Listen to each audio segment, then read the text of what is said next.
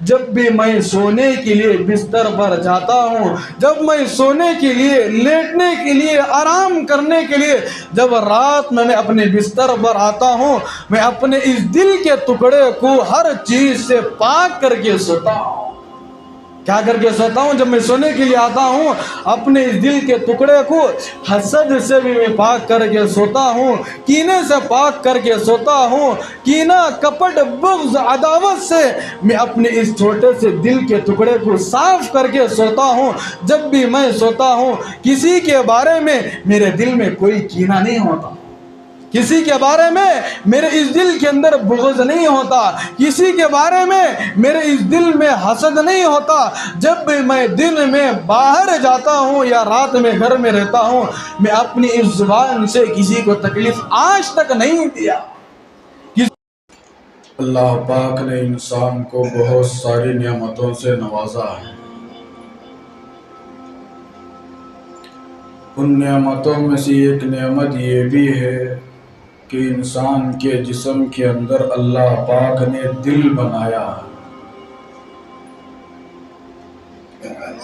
یہ دل اللہ پاک کی بہت بڑی نعمت بھی ہے، اور انسان کے پاس جو ہے وہ دولت بھی ہے۔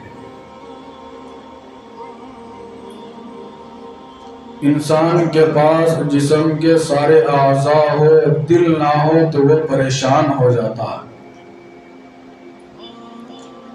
ہاتھ بھی ہے، پیر بھی ہے، دیکھنے کے لیے آنکھ بھی ہے، چلنے کے لیے پیر ہے، کسی چیز کو پکڑنے کے لیے ہاتھ ہے، سوچنے کے لیے ایک طرف سے دماغ بھی ہے۔ بزرگان محترم، اگر دل نہ ہو تو وہ بندہ بہت پریشان ہو جاتا ہے۔ آج دنیا کا یہ اصول ہے کہ اگر کوئی انسان کسی آدمی کے پاس کوئی اچھی چیز دیکھتا ہے تو اس کی خرابی یہ ہے کہ وہ سب سے زیادہ اس چیز کو دیکھ کر حسد کرنے لگتا ہے۔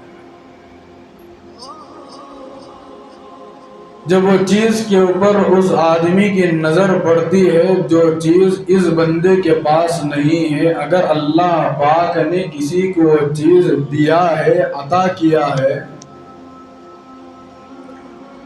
ہونا تو یہ چاہیے تھا کہ اس نعمت کو دیکھ کر یہ بھی اس کے حق میں دعا کرتا اور کہتا کہ سبحان اللہ، اللہ پاک نے آپ کو کتنی بڑی نعمت عطا فرمایا۔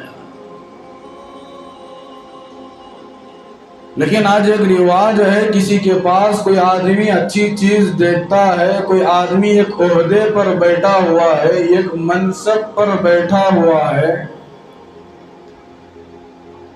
آپس میں بھائی بھائی کیوں نہ ہو، رشتہ دار کیوں نہ ہو، پڑوسی کیوں نہ ہو، خاندان والے کیوں نہ ہو، جب ایک نعمت کو کسی بندے کے پاس دیکھتے ہیں تو سب سے زیادہ حسد کرنے لگتا ہے۔ حدیث پاک کے اندر بہت ساری روایتیں موجود ہیں، کتابوں کے اندر ہزاروں کی تعداد میں واقعات لکھے ہیں۔ کسی بھی نعمت کو دیکھ کر آدمی کو جلنا نہیں چاہیے، کسی بھی نعمت کو دیکھ کر آدمی اپنے دل میں کینہ نہیں پالنا چاہیے، بغض نہیں رکھنا چاہیے۔ ایک مرتبہ رسول اللہ صلی اللہ علیہ وسلم کی مجلس لگی ہوئی تھی، حضرات صحابہ کرام رضوان اللہ تعالی علیہم اجمعین اللہ کے نبی صلی اللہ علیہ وسلم کی مجلس میں تشریف فرما تھے۔ اللہ کے نبی صلی اللہ علیہ وسلم واعظ و نصیحت کر رہے تھے تو اللہ کے نبی نے فرمایا حضرات صحابہ کرام سے کہ اس دروازے سے ایک جنتی شخص آنے والا ہے۔ حضرات صحابہ کرام دیکھ رہے تھے کہ وہ کون سے صحابی تھے، چونکہ مدینہ منورہ کے وہ انصاری صحابی تھے جن کے بارے میں اللہ کے نبی نے کہا کہ اس دروازے سے ایک جنتی آنے والا ہے۔ تو حضرات صحابہ کرام رضوان اللہ تعالی علیہم اجمعین کی نظریں وہ دروازے کے پاس ہی رہنے لگی، اس لیے کہ اللہ کے نبی صلی اللہ علیہ وسلم کہہ رہے ہیں کہ اس دروازے سے ایک جنتی آنے والا ہے۔ تو حضرات صحابہ کرام نے سوچا کہ اس کا مقام کتنا اونچا ہوگا، اس کا مرتبہ کتنا اونچا ہوگا، اس کی عبادت کتنی زیادہ ہوگی۔ تب جا کر اللہ کے نبی صلی اللہ علیہ وسلم نے کہا کہ اے میرے صحابہ، اس دروازے سے ایک آدمی آنے والا ہے جو جنتی ہے۔ زندگی میں جنت کی بشارت مل رہی ہے، کتنی خوش نصیبی کی بات ہے۔ زندگی میں جنت کی خوشخبری دی جا رہی ہے، وہ بھی اللہ کے نبی صلی اللہ علیہ وسلم کی زبان سے یہ الفاظ نکل رہے ہیں کہ یہ صحابی آنے والے جنتی ہیں۔ چنانچہ حضرات صحابہ کرام کی نظریں وہاں پر تھی تو اس دروازے سے ایک انصاری صحابی داخل ہونے لگے، جو وضو کر کر مسجد میں داخل آ رہے تھے۔ حضرات علماء فرماتے ہیں کہ ان کی داڑھی مبارک سے وضو کے پانی کے قطرے ٹپک رہے تھے، لیکن حضرات علماء فرماتے ہیں کہ اس انصار صحابی کا نام کسی بھی حدیث میں نقل نہیں کیا گیا۔ تو چنانچہ وہ جو مدینہ منورہ کے انصاری صحابی تھے مسجد میں آئے، بیٹھ گئے، کسی نے بھی نہیں کہا کہ اللہ کے نبی صلی اللہ علیہ وسلم نے آپ کے تعلق سے یہ بات کہی ہے کہ آپ جنتی ہیں، مبارکبادی ہے، خوش نصیب انسان ہے کہ آپ کے لیے جنت کا فیصلہ ابھی سے مل چکا ہے، کسی نے نہیں کہا۔ چنانچہ وہ صحابی اللہ کے رسول صلی اللہ علیہ وسلم کی مجلس میں آئے، بیٹھ گئے۔ پھر دوسرے دن اللہ کے رسول صلی اللہ علیہ وسلم نے حضرات صحابہ کرام سے کہا میرے صحابہ، اس دروازے سے ایک صحابی آنے والے ہیں جو جنتی ہیں۔ دوسرے دن بھی دیکھا کہ حضرات صحابہ کرام رضوان اللہ تعالی علیہم اجمعین کی نظریں وہ دروازے کے اوپر پڑنے لگی۔ دیکھا کہ وہی صحابی جو پہلے دن وضو کر کر مسجد میں داخل ہو رہے تھے، وہی صحابی دوسرے دن بھی اللہ کے رسول کی مجلس میں آنے لگے۔ کیونکہ اللہ کے رسول صلی اللہ علیہ وسلم کے صحابہ کی جو تعداد تھی، بتایا جاتا ہے کہ 1.5 لاکھ تھی، یا بعض روایتوں کے مطابق 2 لاکھ تھی، کسی نے بھی نہیں گنا۔ اندازے سے کہا جا رہا ہے کہ 1.5 لاکھ صحابہ تھے، 2 لاکھ صحابہ تھے، یا 2.25 لاکھ صحابہ تھے۔ تو دوسرے دن وہ صحابی آئے، اللہ کے نبی کی مجلس میں بیٹھ گئے۔ چنانچہ تیسرے دن جب پھر مجلس لگنے لگی تو اللہ کے رسول صلی اللہ علیہ وسلم نے کہا حضرات صحابہ کرام سے، میرے صحابہ، اس دروازے سے ایک جنتی آنے والا ہے۔ چنانچہ جب تیسرے دن حضرات صحابہ کرام نے اللہ کے نبی کی زبانی جب یہ جملے سنے کہ یہ جنتی آنے والا ہے،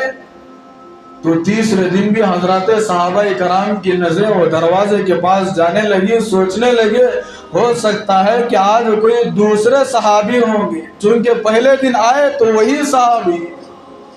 دوسرے دن جب آئے جن کے بارے میں اللہ کے نبی نے کہا کہ یہ جنتی ہیں، وہی صحابی تھے۔ جب تیسرے دن اللہ کے نبی نے کہا کہ اس دروازے سے جنتی آنے والا ہے، چنانچہ تیسرے دن وہی صحابی آئے جن کے بارے میں اللہ کے نبی نے پہلی مرتبہ پہلے دن کہا تھا، تیسرے دن آئے اور مجلس میں بیٹھ گئے۔ تو اللہ کے رسول صلی اللہ علیہ وسلم فرماتے ہیں کہ یہ جنتی ہے۔ وہ کس لیے جنتی کہا آگے چل کر بتاؤں گا۔ چنانچہ آئے، مجلس میں بیٹھے، اللہ کے رسول صلی اللہ علیہ وسلم کی واعظ و نصیحت ہو رہی تھی، مجلس ختم ہو گئی۔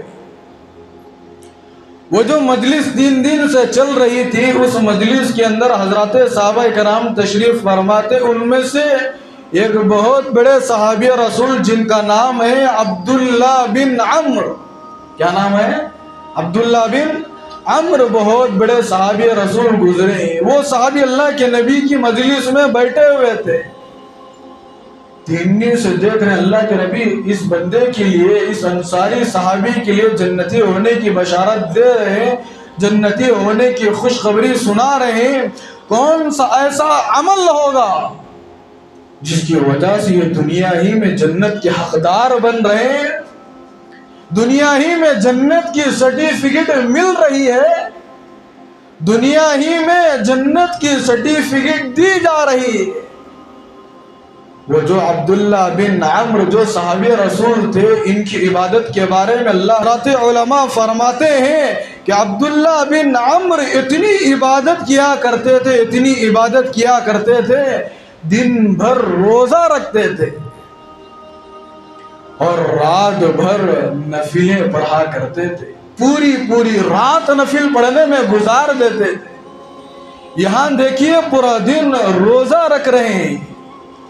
اور دوسری طرف دیکھیے پورا دن آدمی روزہ رکھتا ہے، کام و کاج کرتا ہے، تجارت کرتا ہے، بزنس کرتا ہے. آدمی ظاہر سی بات ہے کہ دن بھر کاروبار کرنے کی بنیاد پر آدمی تھک جاتا ہے. لیکن یہاں دیکھیے عبداللہ بن عمرو دن بھر روزہ رکھ رہے ہیں اور رات بھر آرام کرنے کے بجائے عبادت کرنے میں مصروف ہے، نفلیں پڑھنے میں مشغول ہے. ایسا ہوا کہ ایک مرتبہ ان کے والد محترم نے ان کا نکاح کر دیا. ان کا نکاح کر کے، ان کی شادی کر کے ان کو روانہ کیا. شادی ہونے کے بعد دولہا اور دلہن خوشی میں رہتے ہیں، اس لیے کہ جہاں پر دولہا رہتا ہے وہاں پر مسلمان کے 20 سال والدین کے ساتھ رہتا ہے، زندگی کے 15-20 سال گھر میں گزارتا. ایک دلہن ہوتی ہے وہ بھی اپنے والدین کے ساتھ رہتی ہے، گھر کے کام و کاج کرتی رہتی ہے. جب ان کے نکاح کا وقت آتا ہے، جب ان کی شادی کے ایام آتے ہیں، عجیب طرح کی کیفیت دولہا اور دلہن کے دلوں میں آ جاتی ہے. اس لیے کہ اب جو زندگی پچھلی گزر رہی تھی وہ الگ طرح کی زندگی تھی. جب ہمارا نکاح ہوگا، میری زندگی میں شوہر آئیں گے، شوہر سوچتا ہے کہ میری زندگی کے اندر دلہن آئے گی، دونوں کے درمیان عجیب طرح کی کیفیت پیدا ہوتی، عجیب طرح کی خوشی ہوتی. تو جب ان کے والد محترم نے عبداللہ بن عمرو کا نکاح کیا، نکاح کرنے کے بعد رخصتی کرتے ہیں. رخصتی ہونے کے بعد جب رات کا وقت آتا ہے، بزرگان محترم عبداللہ بن عمرو کی حالت دیکھیے. وہ بستر پر آرام کرنے کے لیے نہیں جاتے بلکہ اپنی بیوی سے ایک چھوٹی سی درخواست پیش کرتے ہیں، ایک چھوٹی سی درخواست سامنے رکھتے ہیں اور اپنی بیگم صاحبہ سے کہتے ہیں کہ اگر آپ اجازت دے تو میں 2 رکعت نفل نماز پڑھ لیتا ہوں. آج کتنے نکاح ہو رہے ہیں، کتنے نوجوانوں کی شادیاں ہو رہی ہیں. آپ مجھے بتائیے کیا کوئی نوجوان نکاح ہونے کے بعد اس طرح کی درخواست، اس طرح کی بات اپنی بیگم صاحبہ کے سامنے رکھ کر، کیا آج کا کوئی مسلمان نماز پڑھ کر اپنی زندگی کی شروعات کر رہا؟ نکاح ہو گیا، موج مستی میں لگ جاتے، نکاح ہو گیا، عیاشی میں اتر جاتے. یہاں دیکھیے جب نکاح ہوا، بیوی سے عبداللہ بن عمرو ایک درخواست رکھتے ہیں کہ اگر آپ کی اجازت ہو تو میں 2 رکعت نفل پڑھ لیتا ہوں. تو بیگم صاحبہ کو نہیں معلوم تھا کہ یہ پوری رات نفل پڑھنے والے.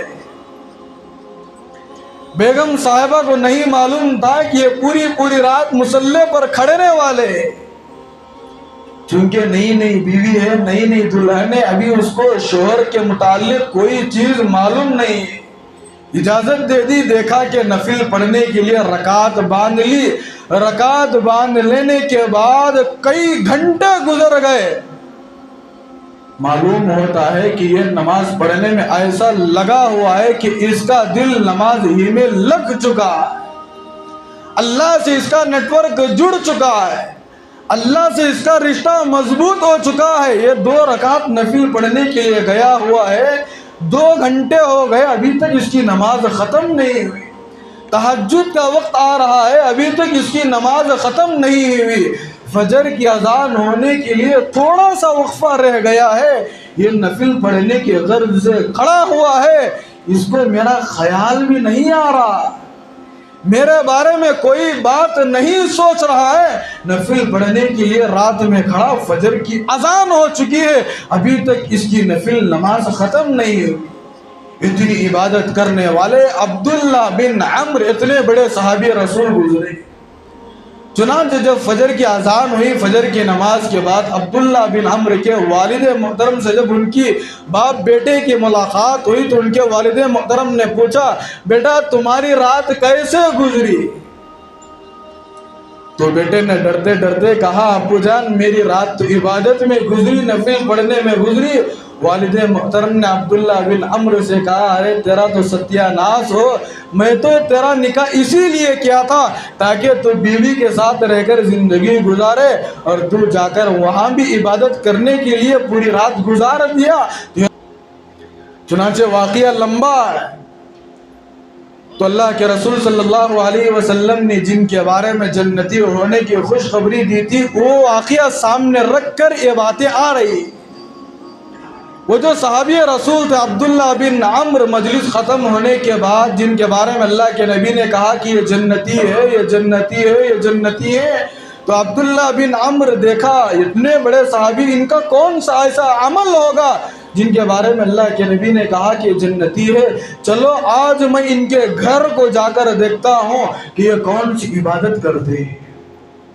ان کا کون سا ایسا خاص عمل ہے جن کے بارے میں یہ جنتی ہونے کی خوشخبری دنیا ہی میں مل رہے ہیں۔ عبداللہ بن عمرو نوجوان صحابی رسول تھے، چنانچہ وہ جو جن کے صحابی کے بارے میں اللہ کے نبی نے کہا کہ جنتی ہے، ان کے گھر کو جاتے ہیں اور جا کر درخواست پیش کرتے ہیں، جا کر ایک بات کہتے ہیں کہ میرے والد محترم میرے سے ناراض ہیں، حالانکہ ناراض نہیں تھے چونکہ ان کا عمل دیکھنے کے لیے گئے ہوئے تھے، ان کا وظیفہ دیکھنے کے لیے جا رہے تھے، ان کی عبادت دیکھنے کے لیے جا رہے تھے، یہ کون سا ایسا عمل کرتے ہیں، یہ کون سی ایسی عبادت کرتے ہیں جن کے بارے میں یہ جنتی ہونے کے لیے حقدار ہو رہے ہیں، چلو ان کے عمل کو دیکھ کر میں بھی وہ عمل اپنانے لگتا ہوں۔ چنانچہ انصاری صحابی کی خدمت میں وہ جا کر جب درخواست پیش کرتے ہیں کہ میں آپ کی خدمت میں آپ کے یہاں کچھ دن رہنا چاہتا ہوں، میرے والد محترم میرے سے ناراض ہیں، وہ انصاری صحابی کہنے لگے،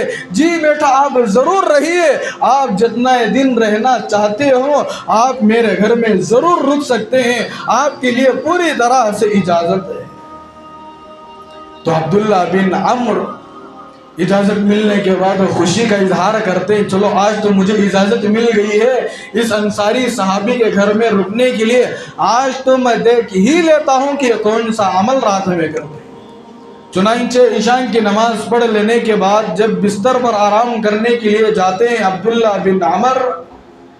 جب سونے کے لیے جب جاتے ہیں تو آرام کر لیتے ہیں، سونے کے لیے جب بیڈ شیٹ ہوتی ہے اپنے پیٹھ کے اوپر یعنی پیٹ کے اوپر اپنے جسم کے اوپر ڈھانک لیتے ہیں، لیکن چہرے کے اوپر سے تھوڑی سی بیڈ شیٹ تھوڑی سی کمبل کو ہٹا لیتے ہیں تاکہ جو صحابی آنے والے ہیں وہ صحابی جب آ کر گھر میں رکتے ہیں تو کون سا عمل کرتے ہیں وہ چھپ کر دیکھنے کے لیے وہ جاگتے ہیں۔ تو انصاری صحابی آتے ہیں، گھر کو آنے کے بعد کوئی عمل نہیں کرتے، وہ انصاری صحابی گھر کو آنے کے بعد نمازیں پڑھنے میں اپنے وقت کو نہیں گزارتے، وہ انصاری صحابی مدینہ منورہ کے جو رہنے والے تھے وہ گھر کو آتے ہیں اور بستر پر لیٹنے کے لیے جاتے ہیں اور سونے سے پہلے جو سونے کی دعا ہوتی ہے اللہم بسمک اموت واحیا، یہ دعا پڑھتے ہیں اور بستر پر آرام کرنے کے لیے لیٹ جاتے ہیں۔ وہ جو صحابی آئے ہوئے تھے عبداللہ بن عمرو، ان کا عمل دیکھنے کے لیے، ان کی عبادت دیکھنے کے لیے، ان کے وظائف دیکھنے کے لیے کہ کون سا خاص عمل ہے دیکھنے کے لیے آئے ہوئے تھے، وہ فرماتے ہیں کہ میں 2 گھنٹے دیکھتا رہا، یہ صحابی آئے اٹھ کر کوئی عبادت نہیں کی، تہجد کا عین وقت آتا رہا، میں سوچا کہ ہو سکتا ہے کہ یہ صحابی اٹھ کر تہجد پڑھیں گے، اللہ کے دربار میں گڑ گڑائیں گے، دعائیں مانگیں گے۔ دیکھا کہ تہجد کا وقت بھی ہو گیا ہے، تہجد کے پڑھنے کے لیے بھی نہیں ہوتے۔ چنانچہ فجر کی اذان ہو گئی، فجر کی اذان ہونے کے بعد فجر کی نماز پڑھنے کے لیے مسجد کو چلے گئے۔ ایک پہلا دن گزر گیا، دیکھا کہ کوئی خاص عمل نہیں ملا۔ چنانچہ عبداللہ بن عمرو فرماتے ہیں کہ دوسرے دن پھر میں ان کا خاص عمل دیکھنے کے لیے رات میں جب سونے کے لیے بستر پر گیا تو میں پوری رات جاگتا رہا اور یہ دیکھتا رہا کہ یہ کون سا خاص عمل کرتے ہیں، چلو آج بھی میں پوری رات جاگ لیتا ہوں اور ان کا ایک عمل دیکھ لیتا ہوں۔ دیکھا کہ وہ انصاری صحابی آئے، بستر پر گئے، سونے کی دعا پڑھے اور آرام کرنے لگے۔ پوری رات وہ جاگتے رہے اور یہ پوری رات میں کوئی اٹھ کر کوئی عبادت نہیں کی۔ دوسری رات بھی ایسے گزر گئی۔ اب تیسری رات دیکھے عبداللہ بن عمرو فرماتے ہیں ہو سکتا ہے کہ آج کوئی خاص عمل ضرور کریں گے، ہو سکتا ہے کہ آج کوئی خاص عبادت ضرور کریں گے،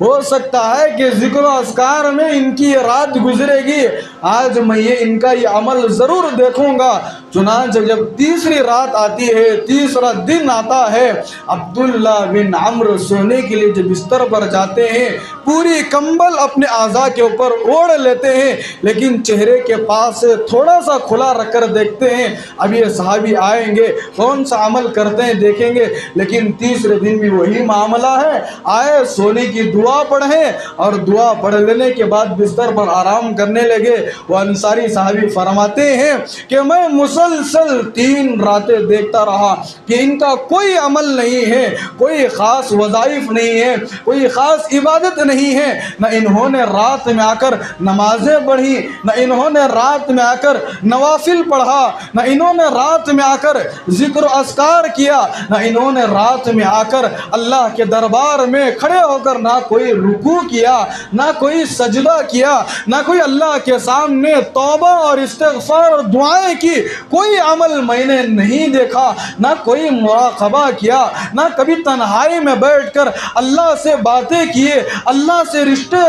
رشتے کو جوڑتے رہے۔ میں دیکھا کہ 3 راتیں مسلسل گزر گئی لیکن ان کا کوئی خاص عمل میں نے نہیں دیکھا۔ اللہ کے نبی صلی اللہ علیہ وسلم بتا رہے ہیں یہ صحابی جنتی ہے، دنیا میں جنتی ہونے کی خوشخبری سنا رہے ہیں، اور اللہ کے رسول صلی اللہ علیہ وسلم کی بات تو جھوٹی نہیں ہو سکتی۔ اب وہ صحابی پریشان ہونے لگے، اللہ کے نبی کی بات جھوٹی تو نہیں ہو سکتی، ناممکن ہے، ہو سکتا ہے کہ کوئی عمل ہوگا۔ تبھی تو اللہ کے نبی نے اس انصاری صحابی کے متعلق کہا کہ جنتی ہے۔ وہ جو عبداللہ بن عمرو آئے ہوئے تھے، وہ جو چچا جان کی خدمت میں، انصاری صحابی کی خدمت میں، 3 دن کے بعد وہ کہنے لگے اب میں جاؤں گا، اپنے گھر کی طرف جاؤں گا۔ وہ انصاری صحابی تھے، کہنے لگے ٹھیک ہے بیٹا آپ جائیے۔ جب وہ جانے لگے حضرت عبداللہ بن عمرو کہنے لگے انصاری صحابی سے اصل معاملہ یہ ہے، اصل بات یہ ہے، اصل ماجرا یہ ہے کہ میرے والد محترم میرے سے ناراض نہیں ہیں، میرے والد محترم ناراض نہیں ہیں۔ اصل معاملہ یہ تھا کہ اللہ کے نبی کی مجلس لگی ہوئی تھی، اللہ کے نبی کی مجلس میں میں بیٹھا ہوا تھا، آپ کے متعلق اللہ کے نبی نے 3 مرتبہ یہی جملہ کہا کہ آپ جنتی ہیں، آپ جنتی ہیں، آپ جنتی ہیں۔ اللہ کے نبی نے 3 مرتبہ یہ جملہ کہا۔ تینوں دن میں نے اللہ کے نبی کے زبان سے جب یہ بات سنا تو میں نے سوچا کہ آپ کی خدمت میں آؤں، کچھ دن یہاں قیام کروں، کچھ وقت آپ کے ساتھ گزاروں اور آپ کے کچھ خاص عمل کو دیکھوں۔ یہ خاص عمل دیکھنے کے لیے آپ کی خدمت میں رکا ہوا تھا۔ میں نے 3 دن 3 راتیں آپ کے ساتھ گزاری، میں نے آپ کا کوئی خاص عمل نہیں دیکھا۔ وہی عمل دیکھنے کے لیے میں آپ کی خدمت میں آیا ہوا تھا، آپ کے گھر میں رکا ہوا تھا، میں نے کوئی عمل نہیں دیکھا۔ وہ جانے لگے، جب 2-4 قدم حضرت عبداللہ بن عمرو آگے بڑھائے، جب دروازے کے کنارے کے پاس پہنچنے لگے، وہ جو صحابی تھے جنتی، وہ اللہ کے رسول صلی اللہ علیہ وسلم کی جو مجلس میں بیٹھے ہوئے تھے، عبداللہ بن عمرو سے بلا کر کہا او نوجوان لڑکی آ جا، اصل بات کیا ہے میں اپنے آپ کو بتاتا ہوں۔ اصل بات کیا ہے، میں اپنے اندر کی ایک راز کی بات آپ کو بتاتا ہوں، ہو سکتا ہے کہ اسی ایک بات کی بنیاد پر، ہو سکتا ہے کہ اسی ایک عمل کی بنیاد پر، ہو سکتا ہے کہ اسی ایک خاص عبادت کی بنیاد پر اللہ کے نبی صلی اللہ علیہ وسلم نے کہا ہے کہ میرے حق میں کہ یہ جنتی ہے۔ تو وہ جو صحابی آئے ہوئے تھے کہنے لگے، پوچھنے لگے کہ جلدی سے بتائیے وہ کون سی راز کی بات ہے، وہ کون سا آپ کا اتنا بڑا عمل ہے جن کے بارے میں اللہ کے نبی نے جنتی ہونے کی بشارت دی۔ وہ صحابی رسول فرماتے ہیں کہ اس بات کو کان کے پردے کھول کر سن لو، میرا کوئی خاص عمل نہیں ہے، میں دن میں روزہ رکھتا ہوں، میں رات میں نفل پڑھ لیتا ہوں، یہاں تک کہ حضرات علماء فرماتے ہیں اس انصاری صحابی کے متعلق 24 گھنٹے میں مکمل ایک قرآن مجید ختم کرنے والے تھے۔ کتنے گھنٹے میں؟ حضرت عبداللہ بن عمر 24 گھنٹے میں ایک قرآن مجید کے 30 پارے 24 گھنٹے میں ختم کرنے والے تھے۔ اتنے بڑے صحابی رسول یہاں پریشان ہیں، میں اتنی عبادت کر رہا ہوں، ان کا کوئی عمل نہیں ہے، یہ تو جنتی ہے۔ چنانچہ واقعہ لمبا ہے، مختصر کرتے ہوئے بات کہتا ہوں۔ وہ صحابی کہنے لگے کہ میرا کوئی عمل نہیں ہے، میری کوئی عبادت زیادہ نہیں ہے، ہاں ایک عمل ہے، وہ عمل یہ ہے جب بھی میں سونے کے لیے بستر پر جاتا ہوں، جب میں سونے کے لیے، لیٹنے کے لیے، آرام کرنے کے لیے، جب رات میں اپنے بستر پر آتا ہوں، میں اپنے اس دل کے ٹکڑے کو ہر چیز سے پاک کر کے سوتا ہوں۔ کیا کر کے سوتا ہوں؟ جب میں سونے کے لیے آتا ہوں اپنے اس دل کے ٹکڑے کو حسد سے بھی میں پاک کر کے سوتا ہوں، کینے سے پاک کر کے سوتا ہوں، کینہ، کپٹ، بغض، عداوت سے میں اپنے اس چھوٹے سے دل کے ٹکڑے کو صاف کر کے سوتا ہوں۔ جب بھی میں سوتا ہوں کسی کے بارے میں میرے دل میں کوئی کینہ نہیں ہوتا،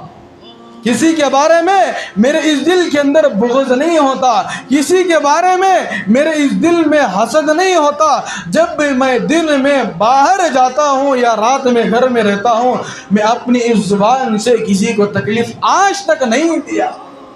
کسی کے بارے میں میں برا نہیں سوچا، کسی کے بارے میں میں غلط نہیں سوچا۔ جب بھی کوئی بات کرتا ہوں حق بات کرتا ہوں، جب بھی میری زبان سے کوئی بات نکلتی ہے وہ حق بات نکلتی ہے، جب بھی میری زبان سے کوئی جملے نکلتے ہیں وہ اچھے جملے نکلتے ہیں، جب بھی میں اپنی زبان سے کوئی الفاظ کہتا ہوں وہ الفاظ کبھی غلط نہیں ہوتے، حق کہتا ہوں، صحیح کہتا ہوں، حق کہتا ہوں، صحیح کہتا ہوں۔ جب میں سونے کے لیے جاتا ہوں اپنے اس دل کو صاف کر کے سوتا ہوں، ہو سکتا ہے کہ اس ایک عمل کی وجہ سے اللہ کے نبی صلی اللہ علیہ وسلم نے کہا ہوگا کہ یہ جنتی ہے۔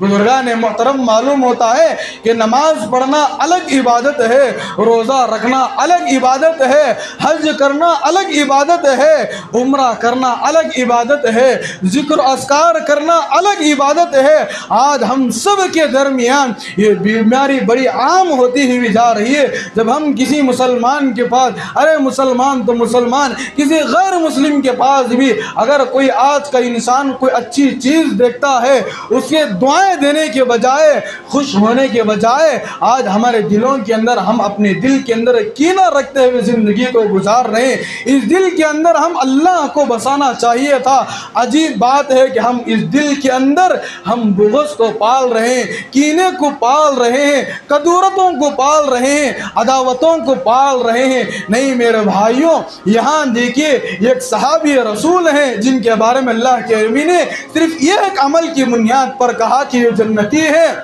ان کے سارے عمل الگ ہیں، لیکن جب بھی وہ سونے کے لیے بستر پر جاتے ہیں اپنے اس دل کے ٹکڑے کو صاف کر کے سوتے ہیں۔ حقیقت میں معاملہ یہ ہے، ہم بھی اپنے دلوں کو پاک کر کر کے سوئیں گے، ہم بھی اپنے دلوں کو ہر چیز سے صاف کر کر کے سوئیں گے۔ ہو سکتا ہے کہ مرنے کے بعد میرے اور آپ کے لیے جنت بھی واجب ہو سکتی ہے۔ مرنے کے بعد اصل حقدار وہی ہوگا جب اس کے اعمال اس کی آنکھوں کے سامنے آئیں گے۔ کوئی انسان مر جاتا ہے جب اس کی زندگی کے اعمال جب اس کی آنکھوں کے سامنے رکھے جاتے ہیں، اعمال زیادہ ہے، تب بھی وہ افسوس کرے گا کہ کاش مزید میں اور نیک اعمال کر لیتا، مزید اور اونچی جنت میں پہنچ جاتا۔ اگر وہ مرنے کے بعد اس کی آنکھوں کے سامنے اعمال کم ہے، گناہ زیادہ ہے، جب اس کی زندگی کی ہسٹری سامنے پیش کی جاتی ہے، وہ اس بات پر افسوس کرے گا کہ کاش میں اگر دنیا میں رہ کر گناہ نہ کرتا، اپنے آپ کو معصیت سے بچاتا اور نیک اعمال کر لیتا تو آج میرے لیے بھی جنت کا فیصلہ ہوتا۔ اگر میں دنیا میں نیک اعمال کرتا تو آج میں دنیا سے جانے کے بعد جب میرا فیصلہ حشر کے دن ہوگا، جب میرا فیصلہ قیامت کے دن ہوگا، اگر میں نے اپنے اس دل کو صاف کر کے آیا ہوا ہوتا تو آج میرا حشر حضرات انبیاء کے ساتھ ہوگا۔ اگر میرا دل میں دنیا میں پاک اور صاف کر کے سوتا، پاک اور صاف کر کے دنیا سے رخصت ہوتا تو مرنے کے بعد آج میرا حشر قیامت کے دن حضرات انبیاء، حضرات علماء، حضرات انبیاء، حضرات علماء، صدیقین، شہداء، صالحین، نیک بندوں کے ساتھ آج میرا شمار ہوتا، اللہ کے ولیوں کے صف میں آج میرا شمار ہو جاتا۔ عجیب بات یہ ہے، وہ اپنے آپ کو کوسنے لگے گا کہ کتنا اچھا ہوتا کہ میں دنیا میں رہ کر اپنے اس دل کو صاف کر لیتا، آج میں بغیر حساب اور کتاب کے جنت میں داخل ہو جاتا۔ یہی پیغام آج میں اور آپ کو دینا چاہتا ہوں کہ جب ہم سونے کے لیے بستر پر جائے، بزرگان محترم، ہم اپنے اس دل کے ٹکڑے کو صاف کر کر کے سوئیں گے، اللہ پاک بھی ہمارے گناہوں کو معاف فرمائیں گے، اللہ پاک بھی ہمارے تھوڑے سے اعمال پر بس راضی ہو کر ہم سب کے لیے جنت کا فیصلہ فرمائیں گے۔ بس اللہ پاک سے دعا فرمائیں، اللہ پاک ہم سب کی ٹوٹی پھوٹی عبادتوں کو قبول فرما کر ہم سب کو بغیر حساب اور کتاب کے جنت الفردوس میں اعلیٰ سے اعلیٰ مقام عطا فرمائے۔ آمین۔ وآخر دعوانا ان